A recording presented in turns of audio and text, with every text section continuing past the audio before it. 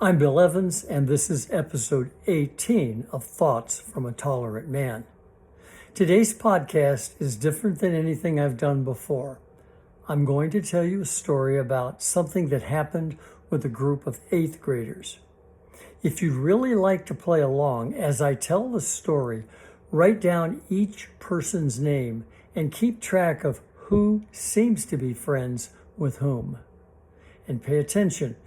There's a reason I'm asking you to keep track, and I promise I'll explain it at the end.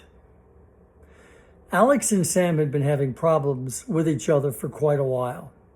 Then something happened involving someone very close to Alex, and Alex blamed Sam for it. Alex was furious and decided Sam had to answer for what had happened. But before he did anything, Alex went to his good friend Jake and said, "If I confront Sam and this gets bigger, are you going to back me up?" Jake said, "Absolutely. Whatever happens, I'm with you." So Alex confronted Sam and made a list of things Sam would have to do to make things right. Sam agreed to almost everything, but not everything. Alex said that wasn't good enough, and the fight began. The problem was that Sam had a very powerful friend named Ryan, and Ryan said, "You're not going after Sam without dealing with me." Now Jake had a problem. He had promised to stand behind Alex. So Jake told Ryan, "Stay out of it." Ryan wouldn't. Jake and Ryan were now in the fight. But Ryan had a very close friend named Chris, and Jake knew Chris would probably come to Ryan's defense. So Jake decided he couldn't wait for Chris to make the first move. He went after Chris. There was another student named Ben who hadn't been involved in any of this. But to get to Chris, Jake pushed his way through Ben's space, even though Ben had told everyone, "Leave me out of your fights." This actually brings in Michael. Michael had been watching the whole thing. He had not wanted to get involved. But Michael had promised to stand up for Ben if somebody threatened him. When Jake went after Ben, Michael finally stepped in. Now think about what just happened. It started with Alex and Sam. But because of friendships, promises, loyalties, and decisions people made along the way, Alex, Sam, Jake, Ryan, Chris, Ben, and Michael were all involved. So here's the thing. What I just told you wasn't really a story about 8th graders. I just told you how World War I began.